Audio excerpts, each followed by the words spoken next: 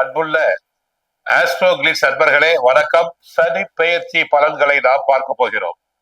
சனி பகவான் மார்ச் 29ஆம் தேதி திருக்கணிதப்படி கும்ப ராசியை விட்டு விலகி மீன ராசி செல்கிறார்.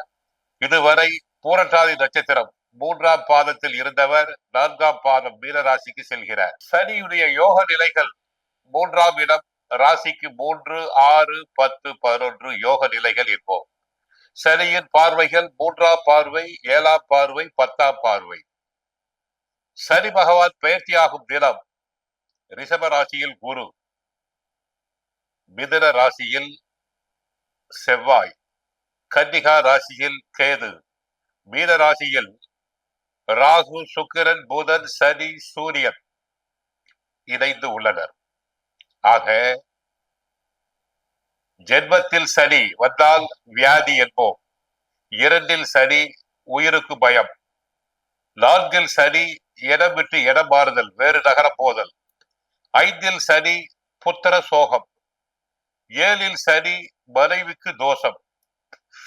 8ல் சனி வியாதி.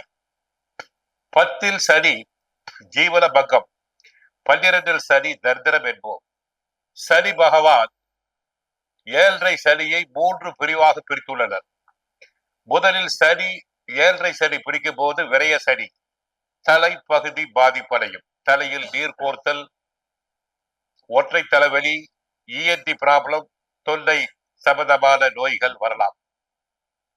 ஜென்ம சனி வரும்போது கழுத்தில் இருந்து முழங்கால் வரை உள்ள பகுதிகள். ஜென்ம சனி 3வது சுத்தாக இருந்தால் உயிருக்கு ஆபத்து ஏற்படலாம்.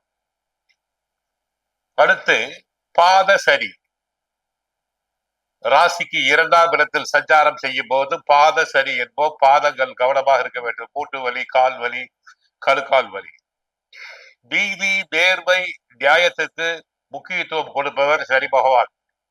என்னதான் 7.5 சனி நடந்தால் கூட நீதி நேர்மையாக இருந்தால் பிறரை தண்டிக்க மாட்டார். நீதிக்கு புறம்பாக சென்றால் தண்டிப்பார். கோர்ட்டு கேசுகள் இருந்தால் 7.5 சனியில் இழுபறியாகும். ஆக 7.5 சனியின் போது பாதிப்பு. அர்த்தாஷ்டம சனி 4ல் சனி இருந்தாலும் பாதிப்பு. அஷ்டமத்து சனி, சனி 8ல் இருந்தாலும் பாதிப்பு. கந்த சனி 7ல் இருந்தாலும் பாதிப்பு. மற்ற இடங்களில் இருந்தால் சிறு சிறு பாதிப்புகள் தான் உண்டாகும். ஆக காகத்வஜாய வித்மஹே கத்கஹஸ்தாய தீமஹி தன்னோ மந்த பிரசோதயாத் என்ற காயத்ரி மந்திரத்தை சொல்லலாம். நீலாஞ்சல சமாபாசம் ரவிபுத்திரம் யமாக்ரஜம் சாயாமார்த்தாந்த சம்பூதம் தம் நமாமி சனைசரம் என்ற சனி ஸ்துதியை 16 முறை சொல்லலாம். சனி பகவான் தான் ஆயுள் காரகன், கர்ம காரகன். ஒன்று உயிர் இழப்பு, இல்லாவிட்டால் பொருள் இழப்பு. சனி பாதிப்பு உண்டானால் சில ஊரை விட்டு ஓடி விடுவர். டைவர்ஸ் கேஸ், உடல் நல பாதிப்பு, ஐசியூ வார்டில் படுத்திருப்பர்.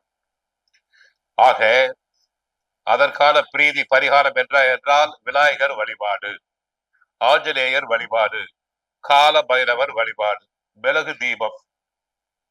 வயதை விட, உதாரணமாக 30 வயது என்றால் ஒரு மிளகினை சேர்த்து 31 மிளகு ஜவுளிக்கடையில் சிவப்பு துணி வாங்கி திரி போல செய்து 31 வாரங்கள் சனிக்கிழமைகளில் கால பைரவருக்கு விளக்கு ஏற்றினால் நன்மைகள் நடைபெறும்.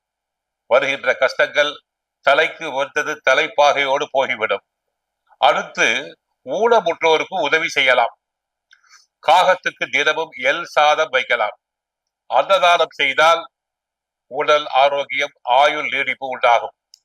கருப்பு கட்சி போர்வை பிறருக்கு தானமாக வழங்கலாம். ஒருவேளை பிறக்கும் போது சனி நீச்சமடைந்திருந்தால், மேஷ ராசியில் சனி நீச்சமடைகிறார், துலாம் ராசியில் உச்சமடைகிறார். பெரும்பாலும் துலாம் ராசி, மகர ராசி, கும்ப ராசி, ரிஷப ராசி போன்றோருக்கு சனி பகவான் எந்த கெடுதலும் செய்வதில்லை. அவர்கள் சனி பகவானின் செல்ல குழந்தைகள் என்று அழைக்கப்படுகின்றனர். ஜாதகத்தில் சனியின் நிலையை வைத்துத்தான் ஆயுளை நாம் நிர்ணயம் செய்கிறோம். நியாயத்துக்கு புறம்பாக, சட்டத்துக்கு புறம்பாக செயல்படக்கூடாது. கோர்ட்டில் ஜட்ஜு அவர்தான். யாராக இருந்தாலும் சரி தண்டிப்பார். ஆக சனி பகவானை வணங்குங்கள். 7.5 சனி என்று பயப்பட வேண்டாம். நன்மைகள் நடைபெறும். வாழ்க வளமுடன். மங்களம் உண்டாகட்டும்.